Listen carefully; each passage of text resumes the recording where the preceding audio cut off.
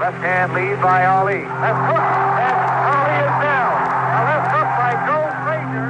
Joe Frazier is Rocky. And there's a left in Stander staggered. It was a small piece of leather that was well put together. I was afraid of Joe Frazier.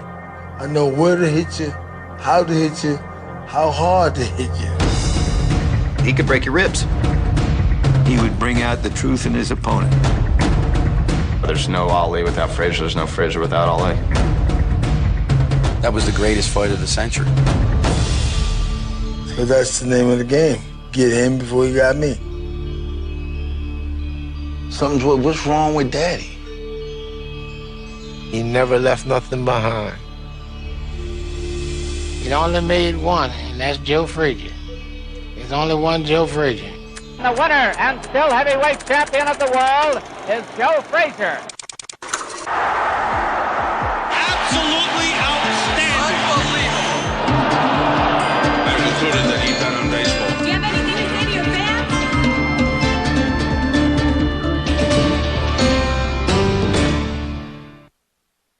Oh, Lord, my God, when I'm old, someone there, I see the stars, I hear the rolling thunder, thou power throughout this whole universary. How great thou art.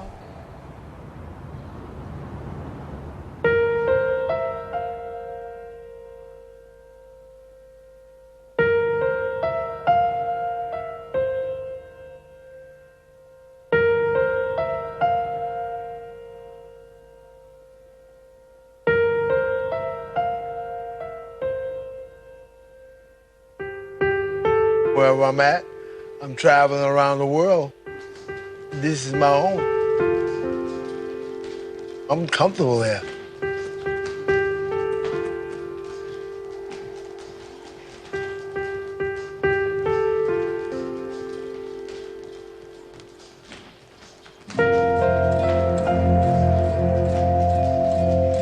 I can go upstairs, put my gym clothes on and work out for 30 minutes straight without stopping. Put a little music on, music is my timekeeper, and I keep on going. Very fast.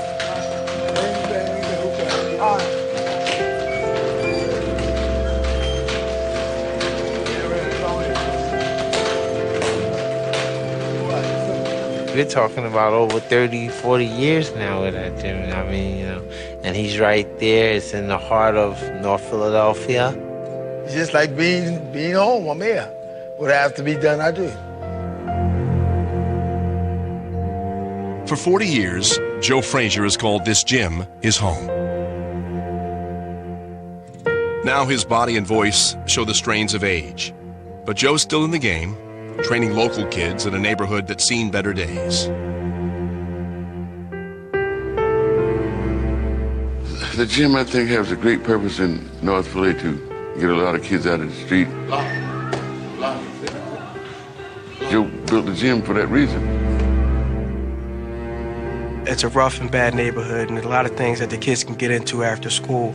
And Joe loves to see the kids come in and work hard. He stays on them all the time and wants to see the kids do well. If he see you doing something wrong, he'll step in. He'll step in and teach you and point it out. He'll even get on the bag and do it with you. Ooh, statue. There you go. I come here because I got a lot of free time, and my free time, I'd rather be coming here to train rather than going out there and who knows what can happen.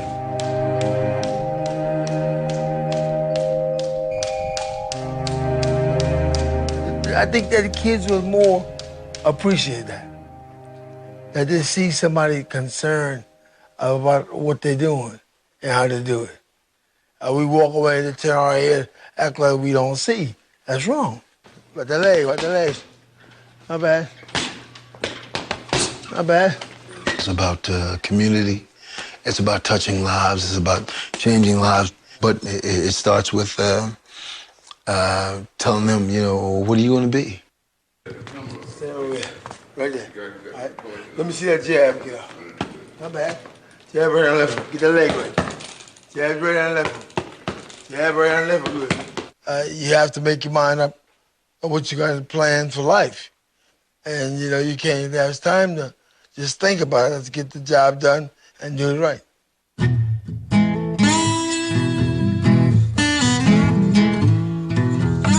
Born in 1944, Joe Frazier grew up in South Carolina, the youngest child of 11 in a family of rural sharecroppers. Most what you would do with farm work, you know. My mother worked on the farm, my father worked on the farm. They would go to work like 6 o'clock in the morning and come back like 8, 9 o'clock at night. They sort of went to school, went to church. Mom took us to church every Sunday, and you had to sing. Amen. Hey, amen, amen, amen. Let the people in the back say, hey, amen. I love it. After Reuben Frazier lost his arm in a shooting accident, Joe became his father's close companion, running errands with him on the farm, making moonshine in the backwoods. That's how he learned to drive at such an early age, because he would drive the truck, but he would be sitting in my dad's lap. I grew up under Dad's arm. I went everywhere he went. I mean, I had a good time together. I learned some good, I learned some bad, but never nothing ugly. We're looking forward to a slashing heavyweight battle tonight. Watching the Friday night fights on TV, family members noted Joe's physical resemblance to legendary champ Joe Louis. Taking their words to heart, Joe made a punching bag out of corn cobs, moss, and bricks and hung it from a tree. I had to work like an hour every day on that bag. Mom gave me that right to work an hour. You know, a lot of people brush him off. You go ahead, boy. You know how we do. They probably never thought that I ever got this far. You know what I mean? Because, you know, it wasn't nothing like that in the vicinity. Determined to develop his skills in the ring, Joe left school and moved north at age 15. He settled with relatives in Philadelphia, a boxing mecca, where he began training at a police athletic league gym. He wanted to make sure that he made something out of himself. I was very, very happy that he chose to box, because if he didn't, I don't know where he would have gone. I knew what I really wanted to do. I know that I want to put them gloves on and be champion of the world one day.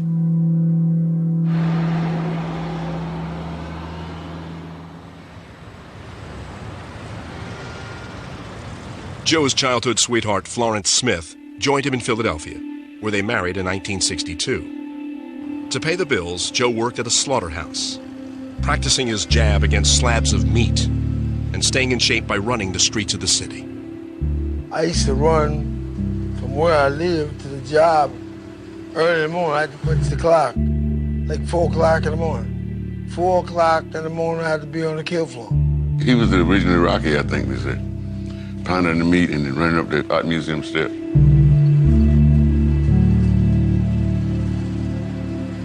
From there, they went on to do amateur fights, and he won all of them.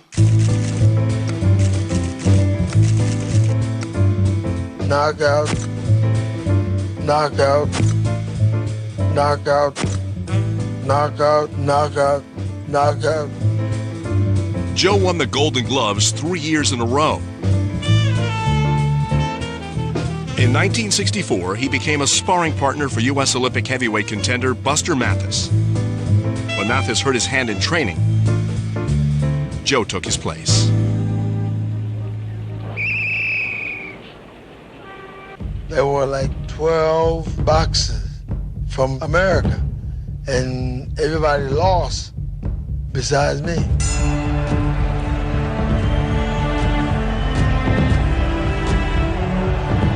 And so therefore, I felt like this.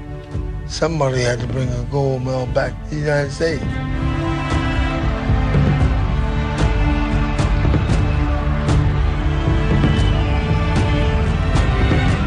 In the Olympic semifinals, Joe broke his left thumb. He kept the injury secret from officials, going for the gold with a fractured fist. At that point, you know, if he told them, he would have been disqualified.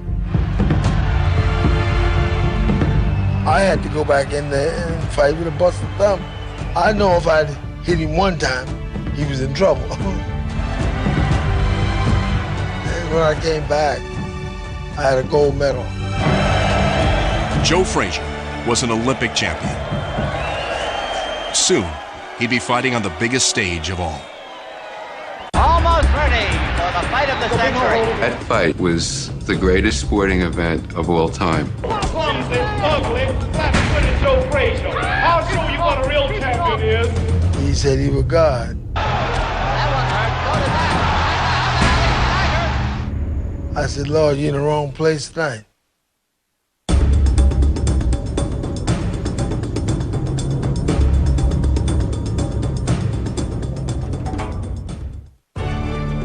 Thank you.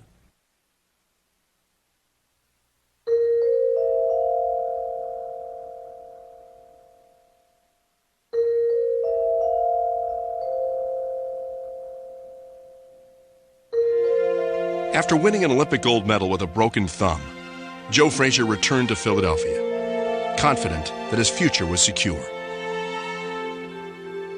I've had a gold medal around my neck, and I still couldn't get the proper management I need. He was an afterthought even going to the Olympics and coming back from the Olympics, for that matter. They said I was too short, I was too small.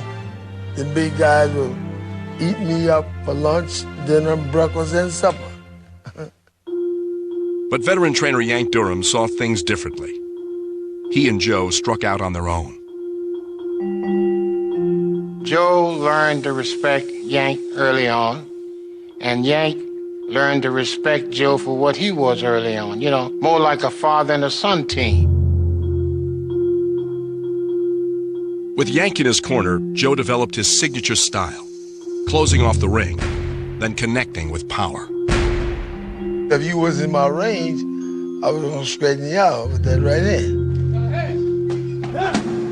The left hand was a missile. I could fire it from anywhere and get you.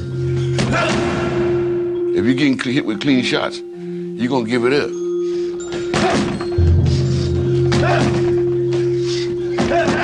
What Joe had to do, he had to weave, and come in on a weave. Never stops, you know, like a locomotive train. That's why they call him Smoke, you know. In 1967, Muhammad Ali was stripped of his title and banned from boxing for refusing military induction on religious grounds. With Ali on the sidelines, Frazier filled the void. Most of the way. That was probably the best right of the fight by... He took on all comers and captured the heavyweight crown. And Frazier is proving himself a great fighter. Tremendous left hook. He gets stronger and stronger, and the people who are beating him by exhaustion, he keeps ducking and hooking. And finally, he's overcome you. He's knocked you out. And got Ramos in trouble on the rope. And Ramos is down. Then, in 1970, the Supreme Court upheld Ali's religious rights, allowing him to return to the ring. Now the two undefeated champions squared off for a battle like no other. They represented the divisions in the society at that point. Don't worry about Joe Frazier. I still have amnesia or something. Forgot how good I was. I'm gonna refreshen your memory tonight. We saw it as a battle between the shining knight, Muhammad Ali, who was a political martyr, who was the real champion, who was the one deserving of all the attention and the accolades, and this substitute. How you doing, Al? Hey, how's everything? Nice hands okay? Oh, yeah, everything's good. Frazier had befriended Ali during his exile, publicly supporting his right to fight, privately lending him money to survive. But once the match was set, Ali cast himself as a symbol of black pride, and Joe Frazier as an Uncle Tom. Ali always teasing that he was the white man champ, you know, and he was for the black folks. Nobody lobbied harder for Ali to get the chance to come back than Joe. Joe Frazier, the heavyweight champion of the world. Clumsy, ugly, flat-footed Joe Frazier. I'll show you what a real champion is. When Ali began to humiliate him in promotion for the fight, Joe felt brutally betrayed. I go to bed at night, and I could see him in I fight, round to round. Wake up next morning, wet up, sweat. I fight him all night long. The first time that Joe Frazier and Muhammad Ali were ever in a ring together was in Joe's gym in Philadelphia. I got them head to head, and I said, let's make this look like you guys are really fighting the night of the fight. So Muhammad hits Joe a couple of taps, Joe hits Muhammad a couple of taps, and Muhammad hits Joe a little harder. Joe hits Ali smack in the belly, and Ali goes against the ropes. And Joe says, that's the way it's going to be the night of the fight. I have predicted, I have analyzed it, I have fixed up the round that Joe Frazier will go down. He was trying to make me afraid of it. No, I wasn't afraid. While you're being examined, was all that hollering bothering you? I didn't even hear any hollering. Who was that here? I was gonna send him a couple of my bodyguards. Make sure he show up on time. But as the build-up to the fight reached a fever pitch, Joe's family received death threats. They would tell my dad that, well, I'll blow up your house, I'll destroy your family. Everybody says, well, it's publicity. But you weren't on the end of the publicity. I went to the camp worrying about my family, but it never stopped me one day of thinking about getting my job done. Where I've been eating and resting real good and drinking a little water, I feel fully strong. I'm no way tense or nothing. If Joe Frazier hits me, I'm going to get on my knees and crawl across the ring, look up at him and say, you are the greatest, you are the champion of the whole world.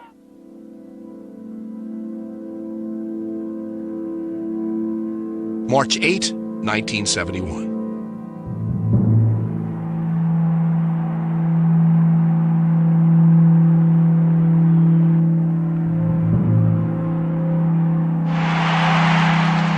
The fight of the century.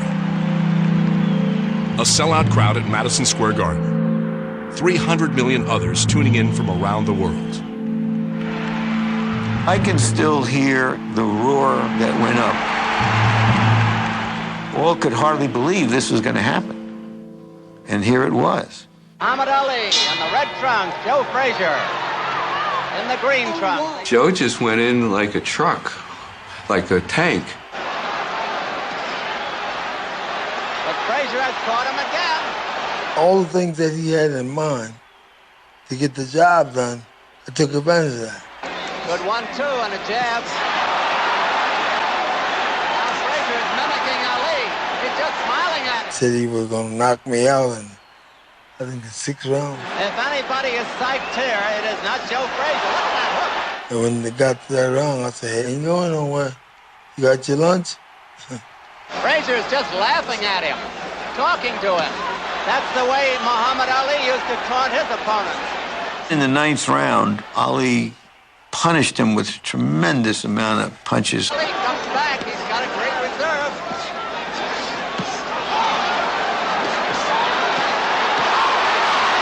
The 11th round, he staggered. If the rope wasn't there, he was gone. That one hurt. Muhammad Ali staggered.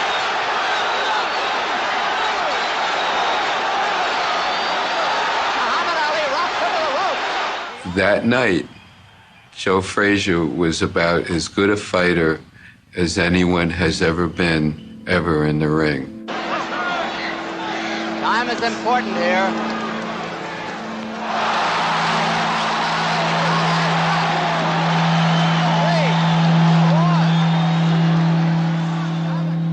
We laughed when Ali viciously called him an Uncle Tom. Unanimous decision. Joe Frazier, who retains his heavyweight title. Looking back, I almost get satisfaction now from watching Joe land that left hook in the 15th round. He said if I whip him that night, he would get on his knee, crawl across the ring, and say, "You are the greatest." But he didn't do that. I think he was trying to get to the hospital.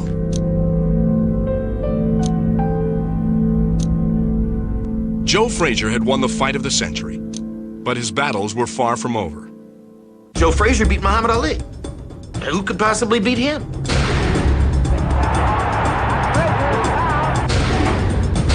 Something's wrong. What's wrong with Daddy?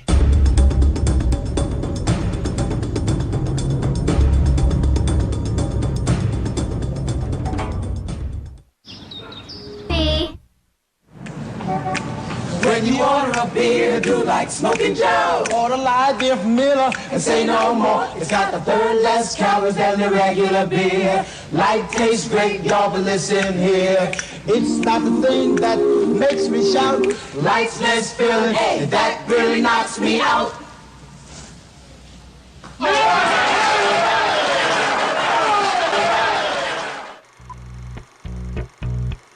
After beating Muhammad Ali in the fight of the century, Joe Frazier was determined to be the people's champ.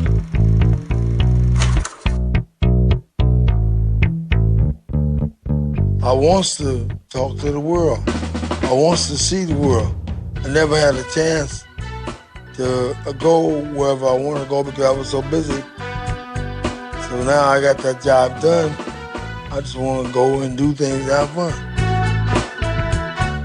The purse from the fight made Joe a rich man. He and Florence moved to the Philly suburbs with their 5 children. He's a loving father, caring father, but the law, you knew not to go but so far. And if you did, he would let you know that he would send you back to Jesus. He would say, you know, there's no wrong way to do right, no right way to do wrong, son. He didn't want to put us on a pedestal to make us think that we were better than anyone else.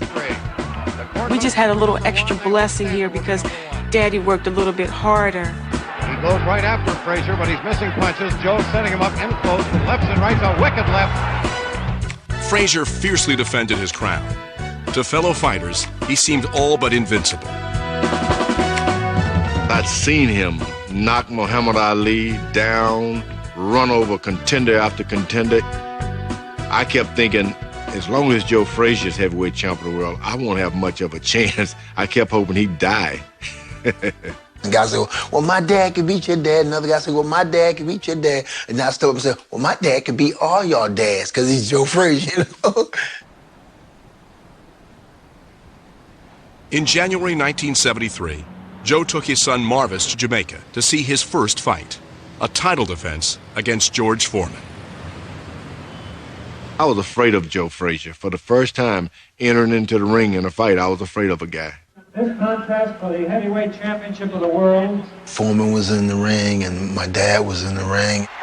Puts the jab on the chin, bangs the hard right hand of the body, pulls his way in close, smashes the right to the jaw. And I'm saying nobody in the world could beat my dad. 1 minute to go in the round.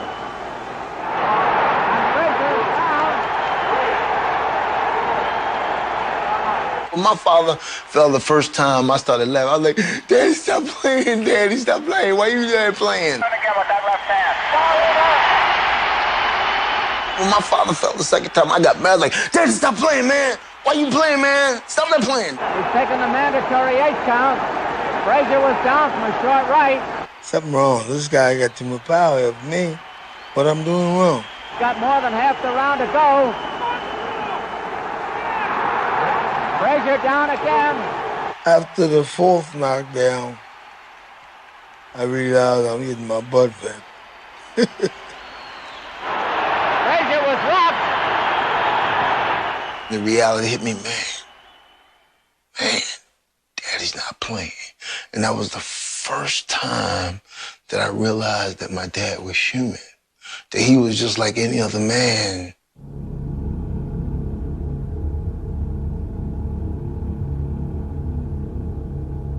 Just like that, Joe Frazier's reign was over. 7 months later, trainer Yank Durham died suddenly of a heart attack at age 52.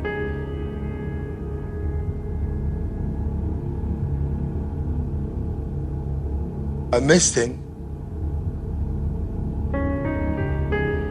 But you have no control.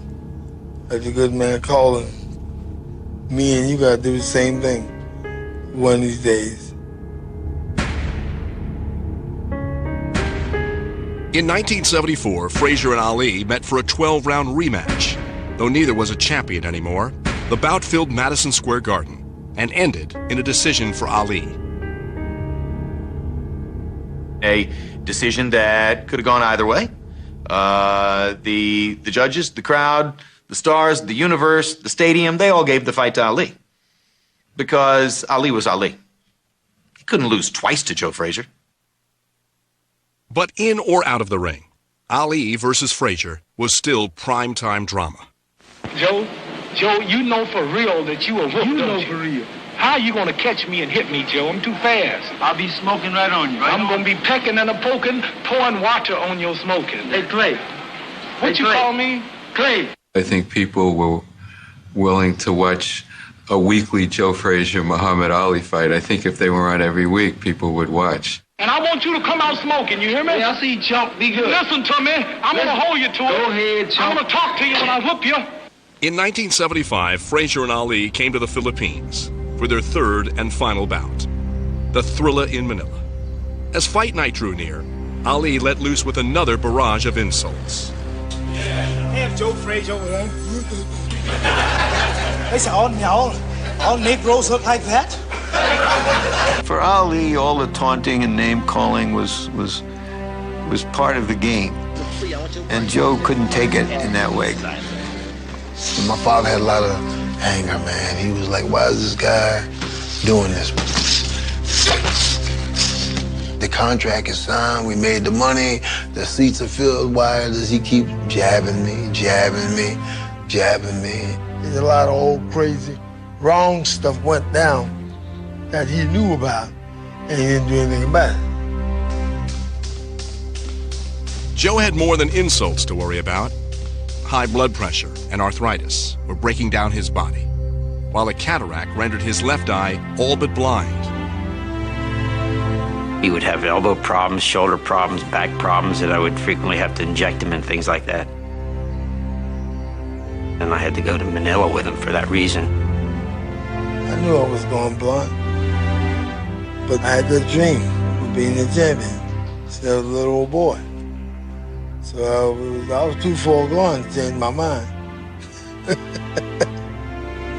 With trainer Eddie Futch in Joe's corner, Frazier and Ali gave it all they had, battering each other round after round in 107-degree heat. Great fighters, as I said, always have a great fight left in them.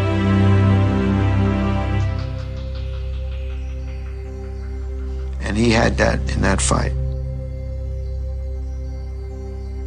But by the 14th round, a cut over Frazier's good eye had left him nearly sightless in the ring. I couldn't see. No, it was gone. Mr. Futch said, Joe, I'm stopping the fight. My father said, Eddie, no, don't stop it. And Mr. Futch extended his right hand. He said, Joe. And then Pop sat down, and that was a fight.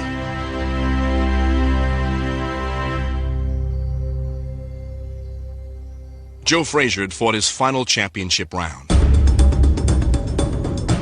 But his children vowed to recapture the throne. My purpose in my heart that I was gonna bring the championship of the world back to the Frazier family.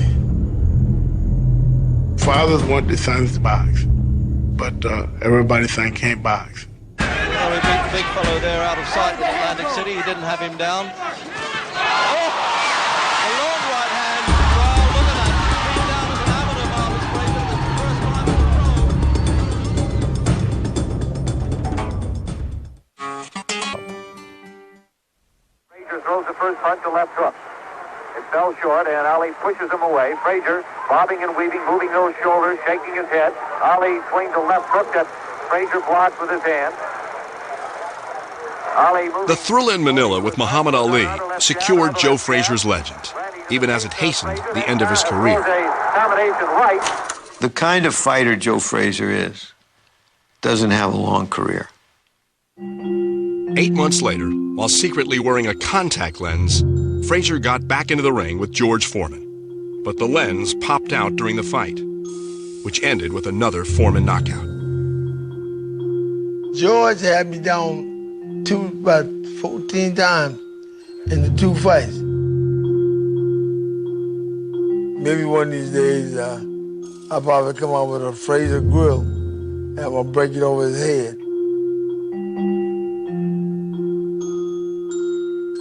I said, Pop, I think it's time for you to hang the gloves up. Time to let it go. I don't think he wanted to retire. My father loves the excitement. He loves the attention. He loves people. Once that was a fight. But tonight we're going to party and have a good time. We're going to take the roof off the house. Come on, fellas, go to work for people out there. Joe hit the road as an entertainer, performing in Atlantic City and Las Vegas, and sharing the bill with singers like Philadelphia's Sonny Averona. What is a man? For what has he got? If not himself, then not cigarette. They teamed up together and they did a show called Still Smoking. And it was a great show, and they both loved to sing. Joe Frazier loved to step on stage. The record shows we took the blows and did it my way.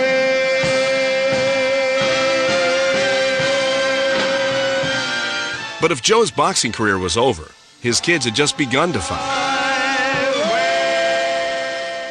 The bad side of being Joe Frazier's son was that everybody and their sister used to beat me up in school because I was Joe Frazier's son. So it was a rough deal. We were Joe Frazier's kids. We got to fight, and so, but we managed to actually beat up a couple of people in the neighborhood. So if they're watching, they'll remember this. Joe's son Hector and his daughter Jackie would fight professionally. But it was Marvis, the family heavyweight, who followed directly in his father's footsteps, despite Joe's misgivings. He said, nah, son, you don't need that. Be a doctor, lawyer, Indian chief, anything but a fighter. Dad doesn't want you to fight. Do something else, Kids had a great life. They all went to school. They all smart. And now you guys want to fight? Why? But as Marvis moved up the ranks of heavyweight contenders, Joe moved into his corner.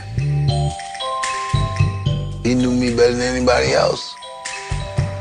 He knows my ups, my downs, my lefts, my rights. He knew what made me tick. Who better to be in my corner except my dad?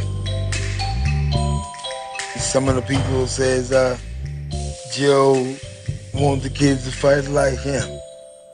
You better learn to fight like me if you're gonna be champion, Being, the son of just Joe Frazier and being in his footsteps, it's just something that I love, And day to day, it just gives me the incentive to win.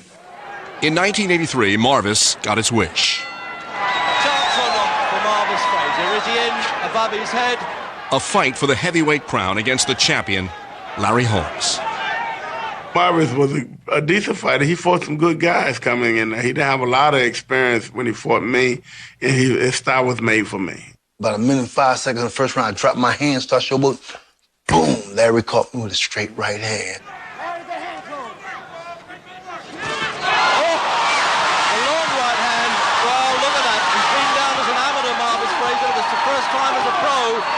Then Larry came back and hit me with about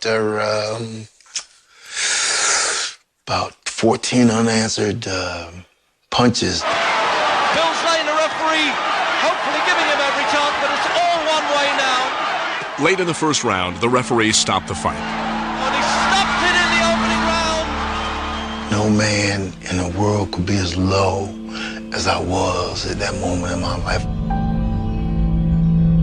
Father came up to me, man, had a big smile on his face, had his arms open up like that, came up, hugged me, and he grabbed me and said, "Hey, son, don't worry about it.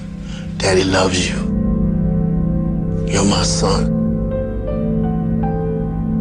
Got knocked down. I've been down there a couple times myself. So therefore, how you gonna get mad and give him hell? No. He did his job. He did a fine job, and he tried. Joe Frazier's life had come full circle, but he had one more round to go. Frazier's here. Don't nobody never recognize him when I'm around. Joe felt that Ali was not only the opponent in the ring, but even more so was an opponent in life. Joe still burns. You would too.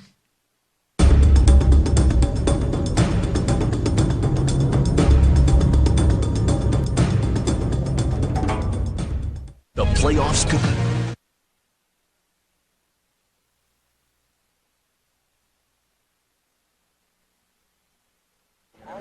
I'll bring him up. All right, Joe. Got some gas? We'll get some. Hot shot. We'll get it, Joe. We'll get whatever. We get the jump box. All right, but all I need is get me a jumper. You got the key? Oh, who's got the key? Me or you? You had the key. The life of a legend hasn't changed Joe Frazier's routine. He still does the things he loved as a kid: boxing, singing, and tinkering with old cars. A little bit, Joe. Pull it. I've been a part of automobiles all my life because of Dad. Dad was a hustler. Dad was a junk man. You know what it is, champ? It's the gas is old in it. It needs fresh gas. Yeah, I'm smoothing it out right now. I met Joe Frazier. It's got to be, I would say, 30 years ago. He came down the junkyard looking for a rear in his car. What are we gonna do? Come on, Smoke. We'll get on the forklift. And we became friends ever since. People will walk in my office, and I'll say, "You see those legs hanging out from under that Cadillac?" He said, "Who's that?" I said, "That's Joe Frazier." You can't leave it tonight. All right, so you want me to move the Jaguar and bring the Cadillac in the back? Whatever you think is best, let's move it. I look at a car like a friendship, a car like your girlfriend, a car like your wife. If you don't take care of them, they're gonna break down on you. Break down on you, either leave you. In 1985, after 23 years, Joe and Florence's marriage ended in divorce. But Joe's side of the family keeps growing. He has 11 children. Behind every good man, there's a good woman. In my father's case, there's several good women. It's 11 of us all together, and he is a father. He loves his children. I don't know no other way to raise a child but with love. Joe Frazier, he rough tough. Joe Frazier is rough tough in the ring, but Joe Frazier is a very kind and loving person. Their 3 classic battles have forever linked Joe Frazier with Muhammad Ali. But Joe's bitterness at Ali's insults lasted longer than the bruises from their fights. Joe never understood why Muhammad had to push the envelope the way that he did. I said, "Pop, you're a strong man. You gotta forgive him, man, because what that does, if you don't let it go, it's going to destroy you." In 2002, friends brought the 2 legends together in public at the NBA All-Star Game in Philadelphia. Privately, they made their peace. He embraced Muhammad, and they hugged for about 5 minutes. And Muhammad broke down, and Joe broke down, and we just all walked away and just let them, do their thing. We had some rugged years. We had some hard times. It's all over, man. It's done and gone. I hope the best for him. In downtown Philadelphia, there's a statue of a fictional champ from the movies, while the real champion, without fanfare, goes on about his business. He can call me up, and I go down. I can call him up. He'll come up, and Joe do anything for anybody. We all, as the world, the great fighters, we should have ourselves like a family relation. A whole big week number of fighters party, having a good time. If you got 1,000 people out there on an autograph sign, I'll do that.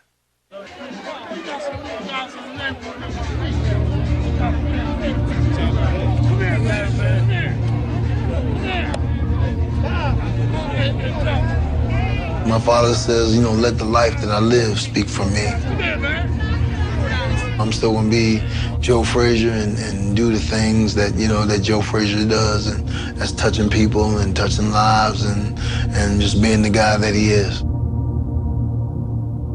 He's a loving, kind person, a person that would take his coat off his back for someone else's shoes off his feet and food off the table for someone. That's my dad. And just like your father is your hero, he's my hero. It's just that you know him for his career in boxing and being one of the greatest boxers of all time. But he's a loving man. I think that the world know Smoking Joe's a fair guy, a honest guy, a real guy, a punching scam booger. And I love people.